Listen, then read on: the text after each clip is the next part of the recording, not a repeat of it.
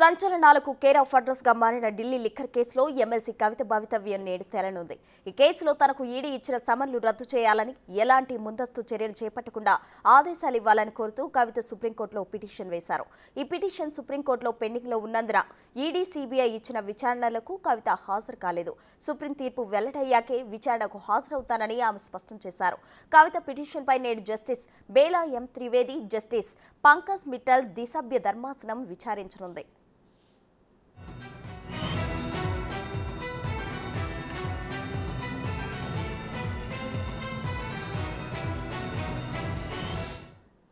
సుప్రీంకోర్టులో కవిత పిటిషన్ విచారణలో ఉన్నప్పటికీ ఈ కేసు దర్యాప్తు చేసిన సిబిఐ ఈ నెల 26న విచారణకు రావాల్సిందిగా కవితకు నోటీసులు జారీ చేయడం చర్చనీయాంశమైంది. అయితే పార్లమెంట్ ఎన్నికలకు సంబంధించి తమ పార్టీ బాధ్యతల పరంగా ముందస్తు కార్యక్రమాలకు హాజరు కావాల్సి ఉన్నందున విచారణకు రాలేనని కవిత సిబిఐకు వివరణ ఇచ్చారు. విచారణ అంశాలకు సంబంధించి తన పిటిషన్ సుప్రీంకోర్టులో పెండింగ్ లో ఉన్నందున సుప్రీం తీర్పు వచ్చే వరకు తనకు సమయం ఇవ్వాలని కోరుతూ సిబిఐ నోటీసులకు జవాబిచ్చారు.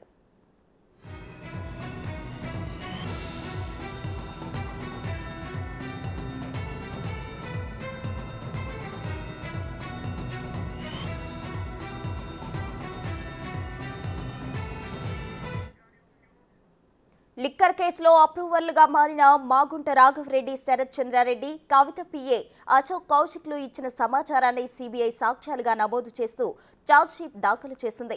ఈ ఆధారాల కారణంగానే సాక్షిగా ఉన్న కవితను నిందితురాలిగా మారుస్తూ తాజాగా ఛార్జ్షీట్లో పేర్కొంది. లిక్కర్ కేసులో పెద్ద ఎత్తున ముడుపులు చేతులు మారినట్లు కవిత పిఏ కౌశిక్ జడ్జి ఎదుట వాంగ్మూలం ఈ కేసును మలుపు తిప్పింది. కవిత, కౌశిక్ పేర్లను నిందితులుగా పరిగణిస్తూ సిబిఐ ఛార్జ్షీట్లో మార్పులు చేర్పులు చేసింది. అనంతరం కవితకు 41A నోటీసులు జారీ చేస్తూ విచారణకు హాజరు కావాలని ఆదేశించింది.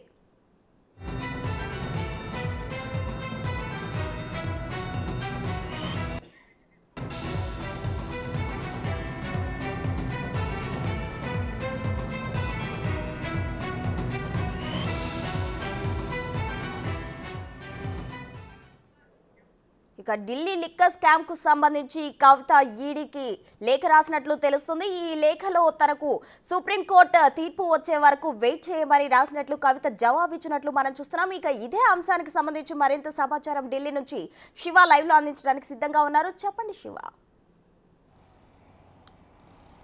ప్రస్తుత కవిత కేసుకు సంబంధించి సుప్రీంకోర్టులో ఈరోజు విచారణ జరగనుంది. జస్టిస్ బేలా ఎం త్రివేది, జస్టిస్ పంకజ్ మిట్టల్ ద్విసభ్య ధర్మాసనం కవిత దాఖలు చేసిన పిటిషన్పై ఈరోజు విచారణ జరగనుంది. గతంలో కూడా అనేక సార్లు విచారణ జరిగినప్పటికీ గతంలో ఇటు అభిషేక్ బెనర్జీ, పశ్చిమ బెంగాల్కి సంబంధించిన అభిషేక్ బెనర్జీ, ఇటు తమిళనాడుకు సంబంధించిన చిదంబరం భార్య నళిని చిదంబరంకి సంబంధించి ముగ్గురు కేసులు ఒకేసారి విచారించిన నేపథ్యంలో, కానీ గత విచారణ సందర్భంగా కవిత కేసును సపరేట్గా విచారిస్తాం తెలిపిన నేపథ్యంలో ఫిబ్రవరి 28కి వాయిదా వేశారు. అయితే 28 వరకు వేచి చూడాలంటూ గతంలో ఈడీ కూడా అనేక సార్లు నోటీసులు జారీ చేసిన నేపథ్యంలో మహిళలను దర్యాప్తు సంస్థలు వారి కార్యాలయానికి కాకుండా ఇంటికి వచ్చి విచారించే విధంగా కూడా ఒక చట్టం ఉంది, వెసులుబాటు కల్పించాలనేది ప్రధానంగా కవిత సుప్రీంకోర్టును ఆశ్రయించారు. మరోవైపు తదుపరి ముందస్తు చర్యలు ఏమీ తీసుకోకుండా, అంటే అరెస్టు లాంటివి ఎటువంటి చర్యలు తీసుకోకుండా సుప్రీంకోర్టు ఈడీ అధికారులను ఆదేశించాలని కోరిన నేపథ్యంలో ప్రజెంట్ సుప్రీంకోర్టులో కేసు పెండింగ్లో ఉంది కాబట్టి అప్పటి వరకు కవితను అరెస్ట్ చేయొద్దంటూ కూడా సుప్రీంకోర్టు ధర్మాసనం తీర్పు వెలువరించింది. అంటే ఆదేశాలు ఇచ్చింది, ఈడీ అధికారులకు అరెస్ట్ చేయొద్దంటూ కూడా ఆదేశాలు ఇచ్చింది. తర్వాత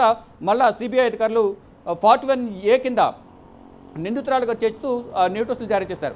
దీనికి కూడా బదులుగా ప్రజెంట్ నేనైతే ఈడీ కేసుకు సంబంధించి మహిళలకు వెసులుబాటు కల్పించాలి, వారి దర్యాప్తు సంస్థలో వారు కార్యాలయానికి కాకుండా ఇంటికి వచ్చి విచారించే విధంగా ఆదేశాలు ఇవ్వాలని సుప్రీంకోర్టును ఆశ్రయించిన నేపథ్యంలో ప్రజెంట్ కేసు పెండింగ్లో ఉంది కాబట్టి నేను సిబిఐ విచారణకు కూడా హాజరు కావాలంటే వర్చువల్గా హాజరవుతానని కోరిన నేపథ్యంలో గత విచారణ కూడా వాయిదా పడింది. ఇక ఈరోజు సుప్రీంకోర్టులో ఎటువంటి విచారణ జరగబోతోంది, ఎటువంటి తీర్పు అనేది సుప్రీంకోర్టు ద్విసభ్య ధర్మాసనం ఇవ్వబోతుంది అనే దానిపై ఈరోజు కవిత భవితవ్యం అనేది ఆధారపడి ఉంటుంది.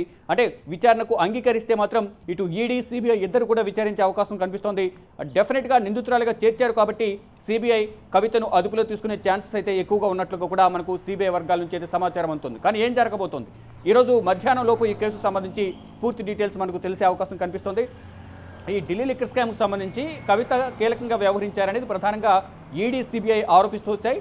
డిసెంబర్ 11, 2022లో మొదటగా సిబిఐ కవితను హైదరాబాద్లోని తన నివాసంలో విచారించారు. తర్వాత 3 నెలల తర్వాత మళ్ళీ మార్చి 14న కవితకు మళ్ళీ నోటీసులు జారీ చేశారు. గత సంవత్సరం 2023 మార్చి 14న నోటీసులు జారీ చేశారు. అలా మూడు రోజులు కంటిన్యూగా ఢిల్లీలోనే కవితను విచారించారు. దాదాపు 30 గంటల పాటు విచారించిన తర్వాత తన దగ్గర ఉన్న ఆధారాలన్నీ కూడా తీసుకున్నారు. 10 ఫోన్లను కవిత ఈడీ అధికారులు సబ్మిట్ చేశారు. తర్వాత తన వ్యక్తిగత లాయర్ సోమభరత్ను పిలిచి ఈ ఫోన్లో ఉన్న డేటాను రికవరీ చేస్తామని రమ్మని చెప్పిన నేపథ్యంలో సోమభరత్ వెళ్ళారు. తర్వాత ఆధారాలు సేకరించిన నేపథ్యంలో మరికొంత విచారించాల్సి ఉంది. కొంత సమాచారం సేకరించాం కాబట్టి ఈడీ విచారణకు సహకరించాలని నోటీసులు జారీ చేసిన నేపథ్యంలో సుప్రీంకోర్టులో ఆల్రెడీ కేసు పెండింగ్ ఉంది కాబట్టి అప్పటి వరకు నేను రాలేను, సుప్రీంకోర్టులో తీర్పు వెలువరించిన తర్వాత సుప్రీంకోర్టు తీర్పు అనుసారం నేను నడుచుకుంటానంటూ కూడా కవిత ఈడీకి ప్రతిగా లేఖ రాసింది. అలా కవిత లేఖ రాయడం, మళ్ళీ ఈడీ అధికారులు నోటీసులు జారీ చేయడం ఇలా జరుగుతూనే ఉంది. ఇక రీసెంట్గా కూడా ఈడీ అధికారులు నోటీసులు జారీ చేసిన నేపథ్యంలో నేను విచారణకు హాజరు కావాలని తెలిపిన నేపథ్యంలో సిబిఐ మళ్ళీ నిందితురాలుగా చేస్తూ నోటీసులు జారీ చేసింది. అంటే ఇటు కవితకు సంబంధించి ఢిల్లీలో వ్యక్తిగత సలహాదారుడిగా ఉన్న పిఏగా ఉన్న అశోక్ కుమార్ కౌశిక్ కానీ, మరోవైపు మాగుంట రాఘవరెడ్డి సిబిఐకి ఇచ్చిన వాంగ్మూలంలో ప్రధానంగా వారు అప్రూవర్గా మారుతూ ఇచ్చిన వాంగ్మూలంలో కవితను నిందితురాలుగా చేర్చుతూ వారు 41A సిఆర్పిసి కింద నోటీసులు జారీ చేశారు. కానీ ఈ నోటీసులు కూడా కవిత రాలేదని చెప్పారు. అంటే సుప్రీంకోర్టులో ఆల్రెడీ పెండింగ్లో ఉంది కాబట్టి దర్యాప్తు సంస్థలకు సంబంధించి విషయమే కాబట్టి ఈడీ కేసు ఆల్రెడీ నడుస్తోంది. సుప్రీంకోర్టులో కేసు విచారణ అయిన తర్వాత సుప్రీంకోర్టు ఏ విధంగా అయితే ఆదేశాలు ఇస్తుందో ఆ విధంగానే నడుచుకుంటానంటూ అప్పటి వరకు హాజరు కాలేనట్టు కూడా కవిత తెలిపారు. అది చూడాలి మరి ఏం జరగబోతోంది. ఈరోజు సుప్రీంకోర్టులో విచారణ ఏ విధంగా జరగబోతోంది, ఈడీ అధికారులు ఏ విధంగా వాదించబోతున్నారు, కవిత తరపున లాయర్లు ఏ విధంగా వాదించబోతున్నారు అనేది కూడా చూడాల్సి ఉంది.